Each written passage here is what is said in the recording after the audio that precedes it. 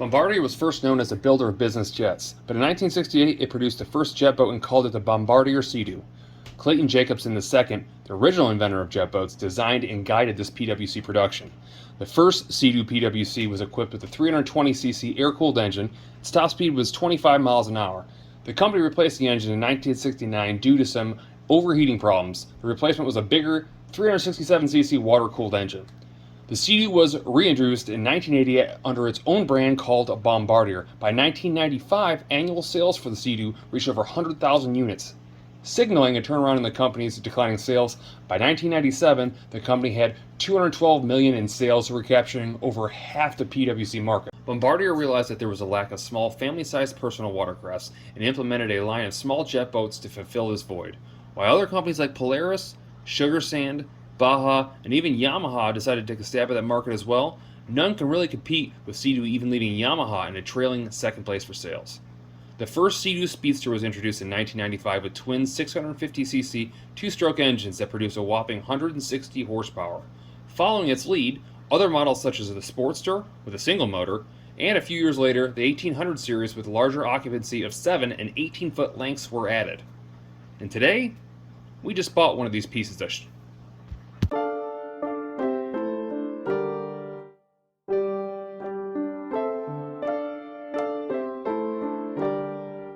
Alright, so the first thing I want to do is I want to show you how bad this thing is. Now, I haven't dealt with these in a long time. I've done many of these builds. Typically I wouldn't have bought this thing, but it was really cheap. It was like stupid cheap, and I was like, I have to buy it. I didn't want any more projects, but I was like, I have to buy it, so I need you to look at this thing. So if we look at the interior, actually, let's not even go to the interior. It's pretty bad. Let's look at the hull. The hull's actually somewhat clean. There is a couple chip marks here and there. I think this being the worst one out of all of them. A little spider cracking here, which is nothing. Can't even hardly see it. Overall, though, the outside's pretty clean. It's a little sun fade. You expect that of any boat on the water today, especially a 99 or a 98 or whatever this is.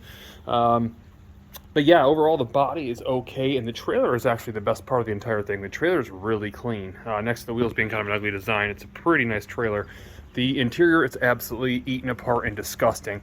I don't know if it's a mix of the sun and rats, or just the sun, or somebody hated it and caught it fire. I don't know what happened to it, but it's bad. You can see how bad this thing is. Let's get farther back here. Pretty much everything is eaten apart. Sun deck gone. Seats just destroyed. Armrest destroyed. Typical buttons are gummy. All that stuff's got to be replaced. Everything's sun faded up here. It's pretty bad. So you're probably thinking, well, why did you buy that thing? It's kind of tough to say no to, and it's got both engines in it. So like at that point, with two 787s for $400 and good jet pumps, the MPEM alone is worth like $1,400. I had to buy it. Worst case scenario, this thing becomes parts over at Jet Motorsports. Best case scenario, we get it going and maybe we trade it for something else. I don't know what I'm going to do with this thing right now. What I do know is that I got to get this thing basically diagnosed to figure out what is wrong with it. See, I don't know the background of this thing. In fact, this thing has been sitting since like 2013, I believe. So that's 10 years of just neglect. And that's probably why the interior is so bad. It was never covered, just sitting outside. But it was not used for a long time for a reason. And so right now what we're gonna do, we're gonna pop that back hatch and we're gonna figure out exactly what that reason is if we can. And then it'll determine exactly what we do with this boat. Do we keep it? Do we part it out? Do we do something else with it? I don't know. Let's get into it. All right, so I'm inside the boat right now and you can kind of see, obviously it's messy, but you can really see how dirty this thing is. I got an extra battery laying here that we can try to jump it with because I know the battery is absolutely 100% dead. That's probably in it. The kill switch in the back is on, so that means that it's been dead for 10 years. I don't assume much of anything out of that battery next to dead lead. But yeah, you can see all the algae growth and everything on it. It's been sitting outside for a long time. I don't see any mice in it. I think even the mice were not appealed to this thing. So whether that be good or bad, I don't know. But everything does move. So if I'm moving the reverse gate, everything moves like it should. Throttles go back and forth. That's all good there. Heck, even the chokes work. So I can't complain there. It didn't have any keys. I got a couple spare keys laying here. I'll probably have to program or have programmed one or the other. I do have a Can-Do Pro system. I don't know what all it takes to do that. I think I am missing the adapter that it does need, so it might be easier just to go to a local jet ski place and have that done for $50 or whatever it might cost. But But yeah, it's pretty bad shape. So what I want to do right now, again, is I'm going to open up this back deck lid. To do that, basically you're going to push in this button right here, which doesn't really hardly want to push in, and pop open, which I can't do, of course, with one hand. Yeah, I can. All right, there's our latch, so we're going to pull that. There it goes. Slowly but surely, make sure nothing jumps out of there. Well, nothing jumped out. All right, well, let's jump into this thing and figure out what the heck's wrong with it. All right, so what we're going to do now moving forward is test the engines, because if there's something wrong with the engines, I really don't want to mess with this big old heap of junk. I know we can make it nice. I know we can do it fairly on the cheap, but the engine's got to be good. I'm not spending $1,000 an engine or rebuilding them from the bottom up. I just don't want to. So what we've done, we know the battery in here is dead because I tested it and it's got no juice in it whatsoever. So I went ahead and grabbed another battery that we had out of our Jeep that we used to use. And we got the ground hooked up, you'll see right here, to a grounding point right there. We have, on the one side of our starter, we pulled our electronic box over here, which holds our ignition coil. So on the one side of it, we have a wire that goes straight to the starter. You'll see it right there. We have our compression tester, and we have our power connect. So let's do this.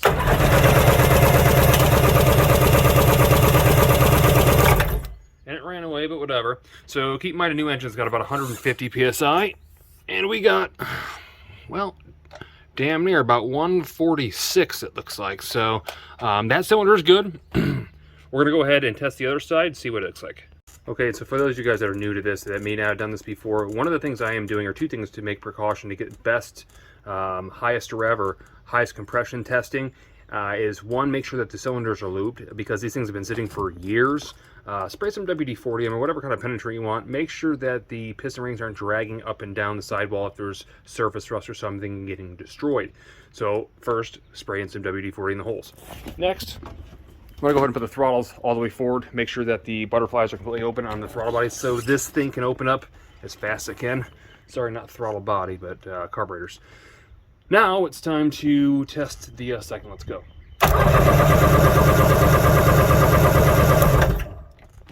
And that one rang in at 148. So we have one engine. As far as compression and top end is perfect. Let's move to the second. All right, onto the second engine. Got everything hooked up. Let's go ahead and touch the starter.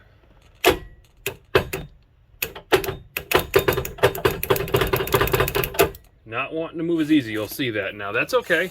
I don't know what the deal is. We're not going to force it, but what we do need to do is get it to turn over. So let me go ahead and take the spark plugs out. I'm going to put a little PB blaster on there. I'm going to keep tapping the starter to see if we have any play. If we can't get this thing to move over by hand or with the starter, then we know we have a problem. All right, so I'm not getting much progress. You'll see when I tap it, if you look like a mark anywhere on the drive shaft, you'll see that it's not really going anywhere. It's going back and forth. Looking at the nipple right there, the bleed nipple. I'm not getting ahead at all, which isn't a good thing. And I did notice too, while we're in here, that that's no good. Not a big deal. But what we got to do right now, I got to get all this stuff out of the way right here. I got to basically pull out these head bolts here, and it's going to pull this whole top, these two pieces off, this head cover, and then I'll be able to look at the pistons and the cylinders and see if the motor is actually shot or if it's just surface rust. A lot of the times with surface rust, it can be honed out and cleaned up without even taking the engine apart and actually taking off the head cover here. So not a big deal. We got a bunch of what I remember to be 12mm bolts around here, maybe 10. We'll zip this thing off real quick, and then we will see, well, we'll see its fate. So all 12 11mm bolts are unzipped. I'm going to try to do this with one hand. Sometimes it's easier to actually take those bolts out if you don't want to lose them. Perhaps I better. All right, and so with those out, let's go ahead and pry this thing up. It might fight me a little bit. I can see the top cap is coming off. Oh, we're missing one. I can see the top cap, it's gonna come right off, but the lower half may fight a little bit. And I don't have anything to pry up it on with that I can see. Let's see what we got laying back here. Anything good? I know we had a wrench somewhere in this pile of nasty mess. Somewhere. There it is. Alright, let's see if I can get leverage anywhere. I can see this thing probably being, it's been rebuilt. We'll go through all that. Let's see what it looks like. Well, the domes, from what I can tell, actually look pretty good. So I would say we're holding our fluid. It looks like there's probably just surface rust holding, unless we got a bottom end problem, which that's possible too, because another thing I noticed is this thing has no oil in it, and there is a premix bottle in the front, so it tells me that they're probably premixing, and if they didn't do it right, well, that bottom end could be shredded as well. Because typically on these skis, and most people don't seem to know this, even when you go premix, you still need oil in this tube here going to the bottom end. Even if you're not feeding it through the oil injection system, it still needs oil on the bottom end. And I don't know if this person knew that or not. So a lot of people don't, and that could have destroyed it. So even if your top end is good, it never means that the bottom one is.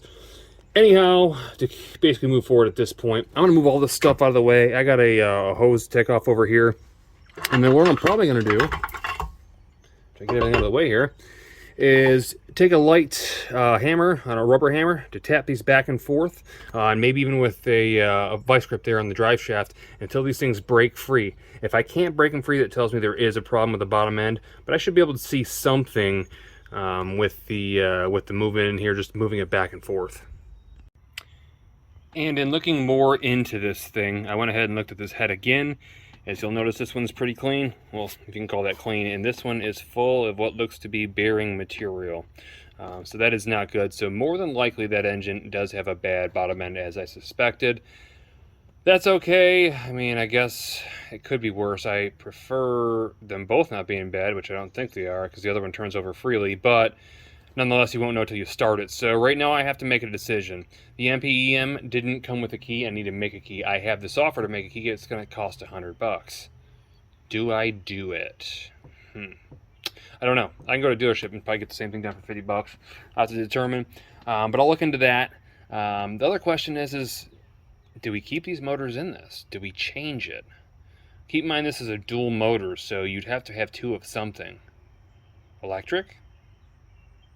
Kind of failed the first time we did that, so things to think about. Okay, so moving forward, we are going to go ahead and wash this and get this thing clean, because now that we know we have an engine fault, I don't really want to get in that engine bay all disgusting and greasy and who knows what's been in there, for one. For two, washing it is free, doesn't cost anything, so why not get this thing cleaned up, get our first step ahead before we get that motor taken out, and if we know if it's worth moving forward or not.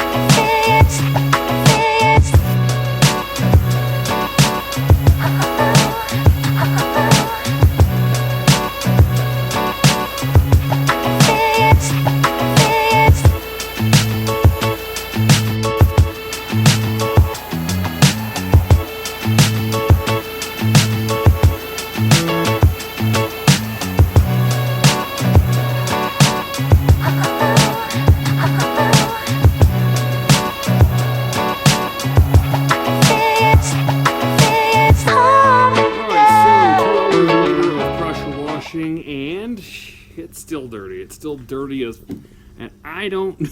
I'm gonna have to get some magic erasers and some more awesome or something to really get this thing clean, because I've literally spent actually 2 hours just getting it to this point. I mean, it's a lot better than it was, obviously, but it's still pretty nasty.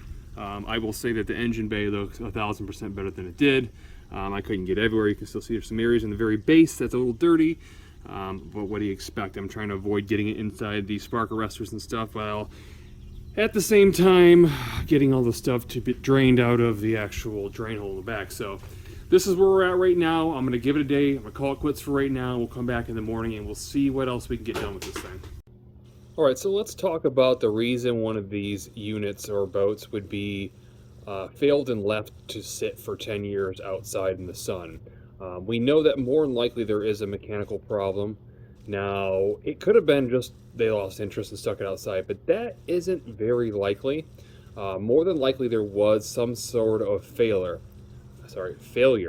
With that said, typically there's only a couple different things it's gonna be. You're obviously gonna have a mechanical failure. So either the engine's gonna be screwed up, or both engines are screwed up, or a jet pump's messed up. You'll know if it starts or it doesn't, obviously, in that case. Or you're gonna have an electric failure, which is pretty common on these. So the MPEM modules are typical for going out. They're very expensive, so that is an option to sell as parts for close to $1,400 if for some reason things don't work out. So you can see where the part side of this becomes beneficial. So what we're going to do right now is we're going to get into it. We're going to see if there was a mechanical failure or an electronic failure or both, and figure out why this person left this thing in the sun for 10 years.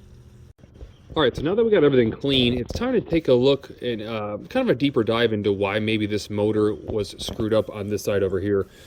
We know I pulled off the head, even though it's sitting on it right now. I had to put it just lightly on it to make sure when I pressure washed it didn't fill with water. But why did it fail? Why is it moving? It's strange. Most of the time, if a bottom end goes out, you will have some sort of issue where, like, the pistons don't move at all. There's a lot of play. I can't tell if there's like any play up and down right now. And I can tell that if you look at the head on that thing, if I zoom in right now, you can see that the head is actually a different color from the rest of it. These engines were silver. Now, the later model ones were silver, so I assume in 99 this probably was original, but those white heads were not, which means a new top end was put on the ski. Now, was the new top end put on correct? We don't know. And a lot of times what will happen is if those pistons are put in backwards, those pistons won't go all the way up and down because the rings will catch on areas they're not supposed to. And when you look down, and we'll look better at this when you take it apart, but when you look down into that cylinder wall, there are certain holes in different areas, like for the exhaust and stuff, and those rings have to sit a certain way so they don't stick out and grab that. And those holes are typically about this big, which is about how much those pistons are moving. So it kind of is an indicative of what it could be. Now, it doesn't guarantee that's what the problem is, but it very well could. And so right now my debate is, do I just pull the whole motor out and work on it, or do I just pull off the head and the exhaust and the cylinders to see what basically the way they're facing right now? Because it's not that hard to get the engine out. The problem is it's probably filthy as heck on the bottom, and I really don't want to get it all over me. So you're fighting yourself a little bit, having to work hanging over this this thing right here and hanging down. It's not that bad when you're younger. As you get older, it's not as fun. And I can have done 10,000 of these things, so, well, probably not 10,000, but quite a few. And that said, it's not fun, but it's doable, and I think I might do that, because if I do take off that, which doesn't seem like a lot, it only take like 15 minutes to get all of it disassembled. And usually that's because the airbox usually takes longer, and that's gone now. You just have these spark arresters on it now. But nonetheless, it should take about 15-20 minutes to get all that stuff off, but that'll take a substantial amount of the weight off too. So if I do decide to lift this thing out, I'm not going to break my back as much if I had to pull out just the bottom end. So I think that's the way I'm leaning. Let's see what I do. Moving on, I kind of screwed up and messed up my arm real bad, even though it doesn't look like it. It's broken or something somewhere between my mid-arm and hand. So I can't pick up anything heavy, so at this point I'm not going to take out that engine. However, I'm going to take a little bit of a detour right now, and what that's going to be is that we have an electrical problem. Now, I don't have the original key for this. I do have a couple keys. But what should happen, basically, when I stick this on here, we should hear a long beep, and that'll tell you basically it's the wrong key. If it's the correct key, it'll go beep, beep. Or if it has other codes, it'll give you other codes. Right now, it does nothing. And so either one, I am not getting any power to the MPEM. 2, I'm not getting power to anything. 3, I have a bad lanyard. Or 4, I have a bad tone sensor, or beeping thing, whatever you want to call it. So what I'm going to do right now is I am going to go through and figure out exactly which problem it is. And I'll walk you through exactly what that was. Alright, so what we're going to do is open up this container here, take out the bucket, and what you'll notice is we have our buzzer right here, which is connected to this plug here. And then we have our lanyard, which is right here, our lanyard desk post, which is right here. connected to that plug right there. It looks like a 3-wire. Now I have a couple extra desk plug posts. I think that one may work. We'll try that one first. Before I do anything though, what I want to do is I want to go ahead and put a multimeter on this, the buzzer right here, and we're going to see if it gets anything that'll tell me if the buzzer's bad, because I don't have an extra buzzer. At least I'll know if it's getting power and making noise and it's just a buzzer. So let me try that, see what happens. Alright, so with the multimeter attached, I'm going to go ahead and I'm going to plug in a desk key we have here. We'll see if we get anything at all. Nothing. Okay, and just to be sure that I am getting power from the battery, I'm going to go ahead and test one of these switches here. That was the blower at work, so we got power. So we know that nothing is coming through as far as ignition working that way. So the next thing I'm going to do is I'm going to unplug the desk post. I'll swap that out. We'll try it again. Now, if you don't have an extra desk post laying around like I do, what you can do is simply take a probe underneath your ohm meter, and you simply run it across the black and white like you'll see there. Then you go ahead and after making sure that it's got no continuity, you'll put your key on. You should see that continuity change to something like 0.3. I don't have tight enough grip. I probably won't do it. Nope, there you go. Should see that. So we know the desk post is good. Let's move forward.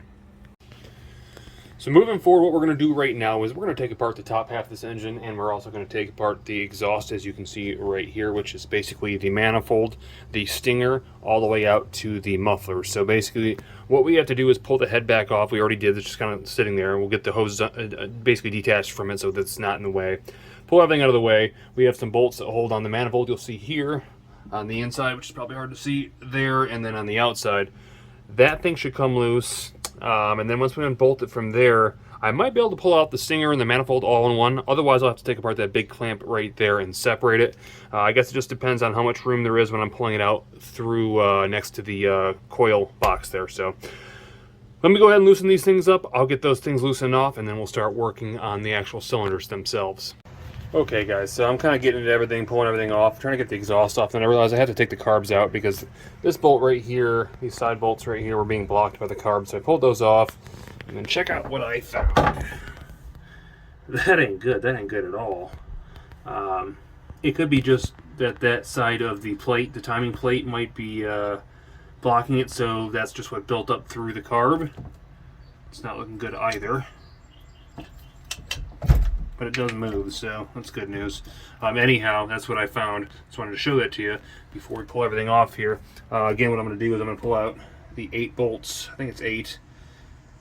I'm pretty sure it's 8 that hold on the manifold right here. Everything should be loose.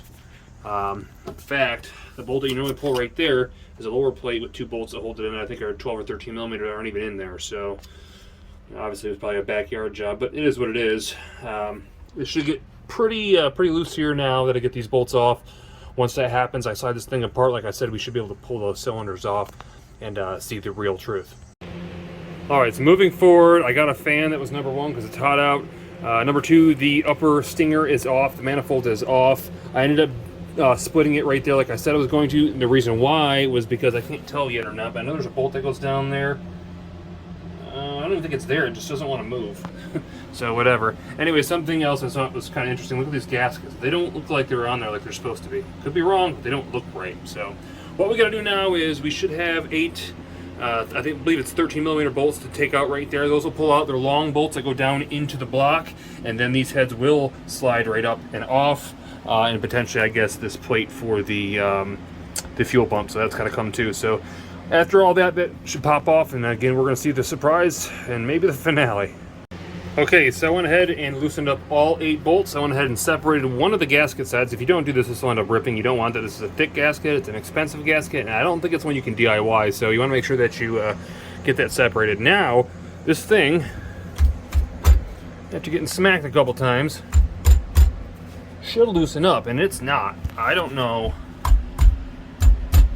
You gotta be careful how hard you hit these things. Normally they pop right loose. It is not popping loose right now. I don't know why. So I'm gonna have to try to pry this thing a little bit. I'll do the best I can, and we'll see if those pistons are frozen to something or another. All right, so I just took a rubber mallet and hit on the outside edges right here. At least all you know is it's rubber. Doesn't matter. And what I'm gonna do now is I'm gonna slide this cylinder off. It doesn't really want to come. Ooh. Oh, it's got a water hose in the back. I totally forgot there's a teed water hose in the very back of that. But it came off, that's good. Here's the piston. As you can see, that was stuck a little bit, that wrist pin. Or maybe it was stuck on the edge there, I don't know. But let's get a little better look in here. Pistons aren't marred up. Cylinder's actually clean. That one's good. That one doesn't look bad either. Let me see if I can lift this thing off too. So now here both of them are off. I can't see from here. It looks like there could be some scoring at the bottom of that one.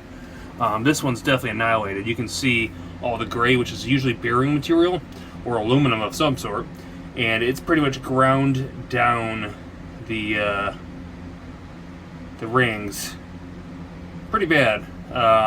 There's no deep scoring, which is strange, but nonetheless, it's not good. So what I need to do now, I'm going to cut this hose right here. I'm going to separate these heads. I'm going to pull them out and get them cleaned up for further inspection. And then we're going to see if we can turn this thing over by hand to see if this thing fully turns. If it doesn't, we'll figure out why. And at that point, we'll determine if we have a good motor or a bad motor.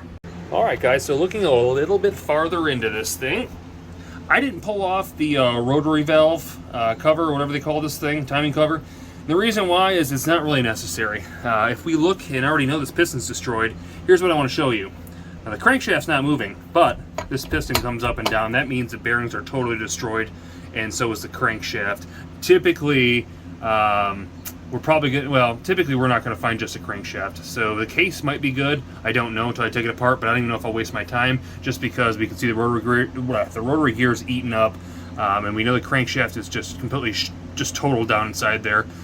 One thing I will note though, the piston size inside this is 82.14. We can research that to see if it's a 50 over, whatever it is. This one is the same, so that's good. At least they're running the same size pistons. I looked at the jugs again as well. One jug does look good. I think I'm safe on that. The other one, not so much. It's hard to tell in here, but there are some tracks right there, if you can see them. They're not real bad, but it's enough that you're going to lose compression. So if you're going to do that, you're either going to bore or hone these things out and get a bigger sized cylinder, piston, or you're going to replace it all. So in my opinion, I would rather go find a cheap GTX or GSX or something with a 787 in it, maybe for $1,000. Get some parts out of it, install the trailer, and then we got an engine for as cheap as we could possibly get it, assuming that it's running. Trying to buy them off eBay right now is kind of ridiculously expensive. These things got to the point where the parts were like, you get them for nothing. That's why Jet Motorsports didn't really sell a lot of those parts anymore. If you look on their website, just kind of went to nothing, but now they're starting to get back up and it's getting ridiculous. So at that point, I think we're better off just finding a ski with one in it. So it's time to do some research. So I'm going to go ahead and rip this motor out now. It's pretty straightforward. There's not a lot to it. There's 3 engine mounts you got to take out, or mounting bolts. There's one I just got right there. You got one back here and one back there. Once those things are loose, I got to disconnect the ground and the power from the starter. I have a